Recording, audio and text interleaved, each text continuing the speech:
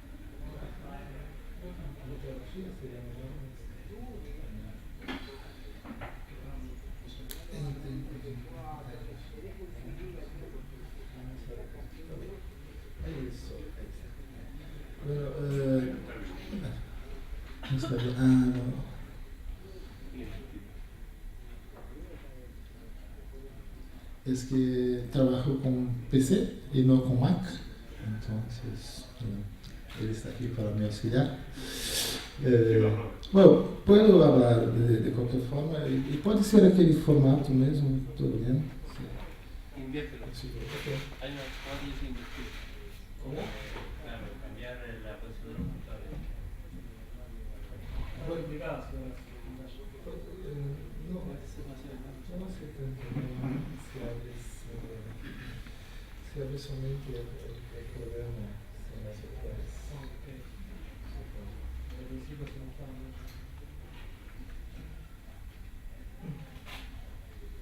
Bueno, así, está bien, no hay grandes sorpresas con los slides. Bueno, essa peça que hemos assistido aqui foi perdão. Chama a próxima imagem. Okay. Minha ponência aqui é sobre a composição, sobre o processo compositivo da obra que se chama 123 em português, e sobre essa relação entre música e visualidade. É uma questão que eu propus para meu parceiro, Luciano Zanata, que fizéssemos uma peça em que a música não ilustrasse a visualidade, nem a visualidade ilustrasse a música, sino que partíssemos de um ponto de partida anterior e que não estivesse diretamente relacionado com nenhum dos dois campos. Sim? E, por favor, próxima lâmina aqui. Trago duas citações aqui. Uma é de Vassily Kandinsky. Uma arte deve retirar de outra o trabalho com os métodos aos mais específicos para luego aplicá-los segundo seus princípios exclusivos. E Etienne Surio, uma estética comparada cuja base é o confronto das obras entre si, os procedimentos das diferentes artes. Bueno, a minha preocupação nesse trabalho é que partíssemos de procedimentos e de conceitos e que não foram específicos de nenhuma das duas áreas, justamente para exercitar algo que não fosse a ilustração de uma área sobre a outra. Por favor, a próxima. Não, aqui muito conhecido é um trabalho de Kandinsky, que todos sabem que se preocupou em fundamentar um modo de pensar a linguagem da visualidade que partindo dos princípios da música, sim? Mas não só ilustrar a música, mas sim compreender a estrutura de pensamento e de linguagem dessa outra área, dessa outra arte, e trazer isso para as artes visuais. Por favor, o próximo. Bueno, por um lado, eu, em minha tese de doutoramento, me preocupo tanto com o que há de específico em las técnicas e las linguagens específicas, o que é da música, das artes visuais, ou ainda há questões nas artes visuais, há questões que são da pintura, outras que são do dibujo, e assim por diante, e se tem uma ideia de especificidade, e muitos trabalhos dentro da arte moderna partem justamente de pensar essas especificidades através das próprias obras e dos próprios trabalhos. Então, minha área de preocupação é tanto as questões que são específicas de cada área, mas também o que está mais adiante, o que está além, ou antes, ou em outro lugar que não essas áreas específicas. Então, um referencial que passa a ser importante são abordagens que saem no período da arte moderna mesmo, como os dadaístas, e aqui uma citação de Hans Richter falando sobre Kurt Schwitters, vou ler. Sua ideia principal não era tanto da obra de arte independente, no sentido de Bauer e de Kandinsky, de combinação e interação temporal das artes, por esfumar constante das fronteiras, a fusão das artes, se incluyendo a integração da máquina no arte com uma abstração do espírito humano, vendo a incorporação de kit, etc, etc. Bueno, para muitos artistas, podemos ver isso depois da Segunda Guerra Mundial, por exemplo, no grupo Fluxus e outros mais, que estão considerando a arte num território que não é específico de nenhuma das linguagens, sim, e por isso a ideia de esfumaçamento de fronteiras ou ainda de não existência, porque falamos em disciplinas, falamos em interdisciplinaridade, perdão, porque separamos em disciplinas, mas eventualmente na arte as disciplinas não interessam, algumas coisas estão em outro território, em outro lugar. Por favor, o próximo. Bom, essa é uma imagem de Kurt Schwitters, com um dos seus trabalhos com máquinas, etc., só para ilustrar. 123, então, é uma obra onde o sonido e a visualidade foram concebidas a partir de princípios e regras tanto objetivas, mas também subjetivas e desvinculadas, então, dessas especificidades desses meios em que foi gerada. Por favor, o próximo. Esse pode passar aí. Bom, o procedimento adotado aqui, há que ler, porque senão eu falarei em português e ninguém entenderá nada. Posso pegar isso mais pertinho aqui? Tu pode virar um pouquinho a tela para mim aqui, isso. O procedimento adotado ha sido construir uma tabla que apresentasse uma estrutura temporal em sessões determinadas por la lógica de números da série matemática de Fibonacci. Assim, 123 segundos de duração da obra, estão distribuídos em secções de 55, 34 e 34 segundos, 3 grandes sessões, que por sua vez estão subdivididas em microsessões de 8 e 13 segundos. Ha sido estipulado, além desses compartimentos temporais, também um conjunto de 8 qualidades: intensidade, velocidade, densidade, forma, posição, textura, volume, peso e material, que deveriam ser contemplados em cada uma das pequenas sessões. Próximo, por favor. Cada qualidade deveria ter um comportamento durante a microsessão, como crescer ou decrescer de forma escalonada, contínua, repetir, variar ou permanecer igual. Esses comportamentos han sido afixados na tabla, determinados por os resultados obtidos ao azar por meio de um rego de dados. Há que de processo de acaso também nesse trabalho. Por favor. Aqui está a tabla. Então podemos ver as sessões temporais, né? Subdivididas verticalmente e horizontalmente, cada uma das 8 qualidades. Abaixo é um gabarito que convencionado nos dados, determinava se cada qualidade dessas, naquela pequena seção de tempo, se crescia, decrescia, se permanecia igual e assim por diante. Creio que é possível entender. Lá próximo, por favor. Os problemas que a tabla ponia na interpretação dos artistas tinham relação, no princípio, à distância existente entre o conceito e o objeto generado a partir daí. Ora, algumas dessas qualidades são usadas eventualmente em las áreas das artes visuais e da música, peso, tamanho, textura, etc, etc, etc. Mas há quê de subjetivo, de metafórico nessas expressões, que confere então essa carga de interpretação subjetiva, não? Hoje, pela manhã, se falava sobre tradução, e se aqui não há uma tradução da visualidade pela música, nem da música pelo estado, mas sim há uma doble tradução de nós sobre a tabela. Sim. Havendo um jogo de palavras que se usa lá em português, traduções, traição, sim? Há o que de subjetivo nesse processo, né? Como definir o aumento de um peso de um sonido, como a ser concreta a relação entre parâmetros por si mesmos, que por si mesmos são pouco mensuráveis. Peso, tamanho, por exemplo, são medidas cujas percepções estão condicionadas mutuamente em objetos palpáveis. Pero como caracterizar essa correlação em hechos concretos, sonoros e imagéticos? Isso é para dar conta um pouco da complexidade, da dificuldade da interpretação da tabla quando há que se fazer a visualidade e o sonido. Sim, por favor, próxima. Aqui trago uma fala de Nam June Paik, que é artista coreano ligado à videoarte, o grupo Fluxus.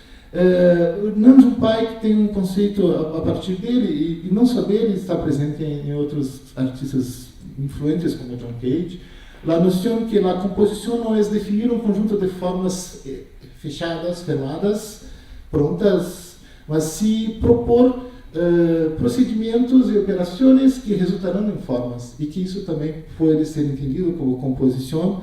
Em território da música, em campo específico da música, creio que muitos de vocês são mais do campo da música do que eu, mas há uma discussão a respeito por causa da questão de direitos autorais, etc, etc, do que é uma composição, quem é esse compositor, sim? Mas estamos partindo de um princípio que uma composição pode ser a geração de efeitos, obras, de sensações a partir de princípios e conceitos, e estabelecer esses princípios e conceitos é compor também.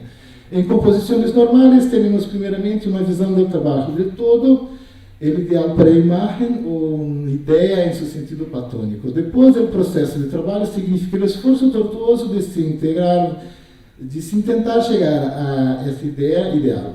Pero em la televisão experimental, que é um trabalho importante realizado por Nam June Paik, o processo todo é revisado. Normalmente eu não tenho ou não puedo ter qualquer visão de pré-imagens antes de começar a trabalhar.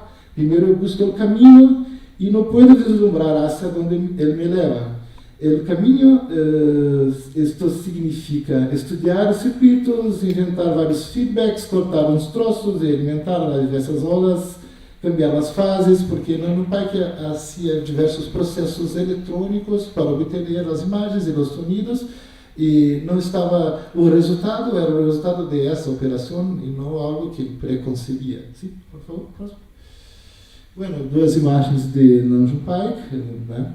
Por favor, o próximo. Sim. Por seus métodos e técnicas, Pike controlava os parâmetros de modificação de sonido da imagem, mas não definia os resultados estéticos decorrentes desses processos.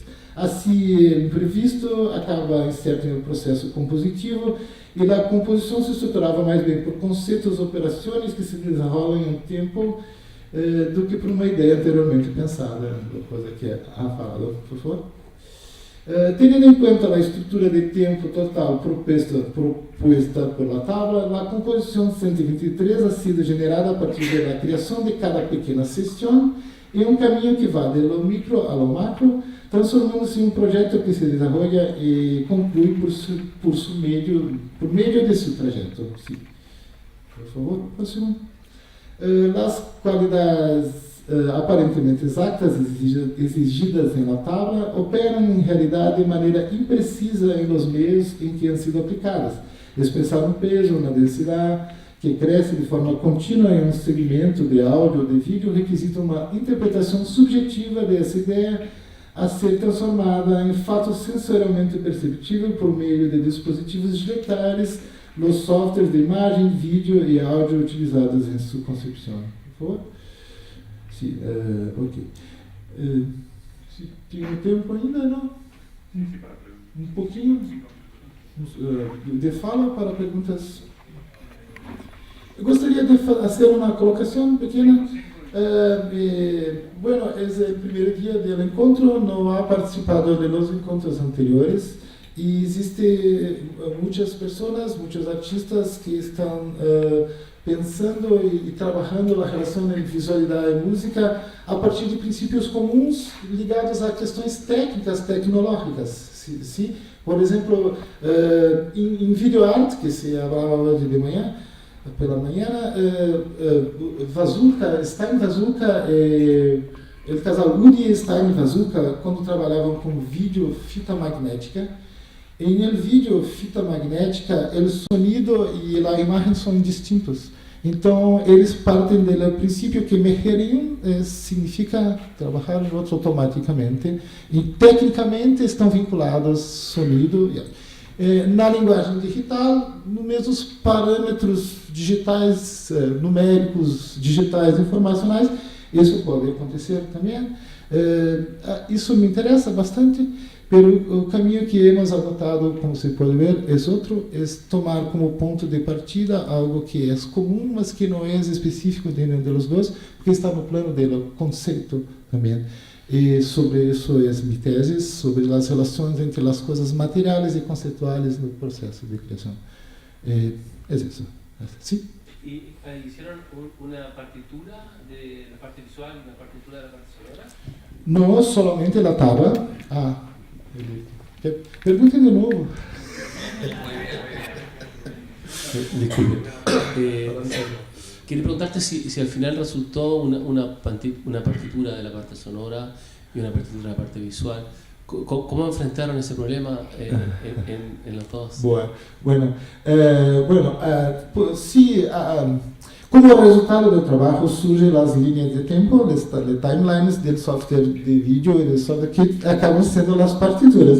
Pero anteriormente solamente la tabla, él no ha visto lo que yo he hecho y yo no he escuchado que él ha hecho. Cuando terminamos los dos, simplemente ponemos junto. E como as secções de tempo estão predeterminadas, os encaixes aconteceram naturalmente, o resto é coincidência da interpretação que hemos feito. Muito divertido, muito angustiante de trabalhar desta forma, porque a ser um determinado fragmento de vídeo, de visualidade em movimento, atender 8 qualidades que naquele momento crescem uma, decresce outra. É uma tarefa muito doida, louca. Sim, funde o cérebro, mas é muito divertido. ¿Tenemos preguntas? ¿Yo? Sí.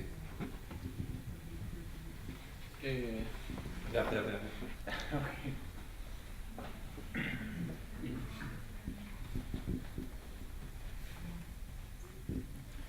En la parte visual del video, yo creo que hay una relación entre figura y fondo específica y que, bueno, por una cuestión cultural no me cuesta nada pensar en personajes realmente y se vuelve de alguna manera teatral. Quería saber si había en esos personajes tan específicos, que parecen signos realmente, alguna intención particular en relación a la música o en cualquier otro aspecto del video. Sí, no hemos conversado sobre cómo abordar la tabla entre nosotros. Entonces, es mi interpretación, la relación figura y fondo, que yo he hecho la parte visual. La escolha es porque los comportamientos, pensé yo, que essa relação poderia ajudar-me a alcançar, a expressar os comportamentos. Pero na música ele não usa a relação figura e fundo e tampouco hemos falado sobre isso entre nós antes de hacerlo, solamente depois. A opção dessas relações de minha parte é para poder expressar esses comportamentos que estão tanto no fundo. Há que confessar a vocês, então se traduzia assim, alguns elementos se expressam pela figura e outros pelo fundo das qualidades. Então foi uma forma de solucionar o problema solamente. ¿Sí? ¿Alguna pregunta más para Joao? ¿Sí?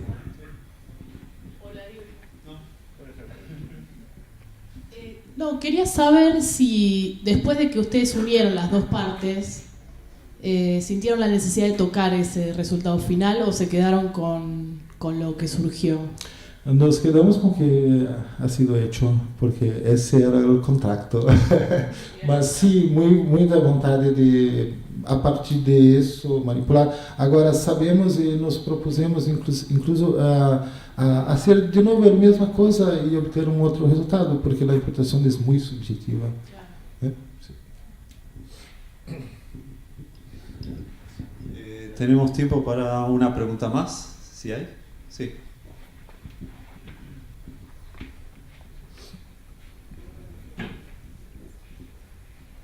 Es solo una curiosidad, ¿por qué utilizaron, o se basaron en la secuencia de Fibonacci?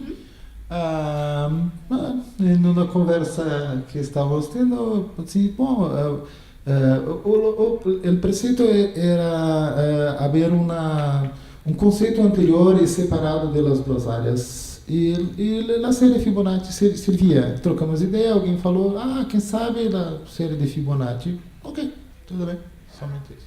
El lunes fue 5 del 8 del 13. Sí, son números de la serie de Fibonacci. Sí, perfecto. Bueno, muchas gracias, Joao.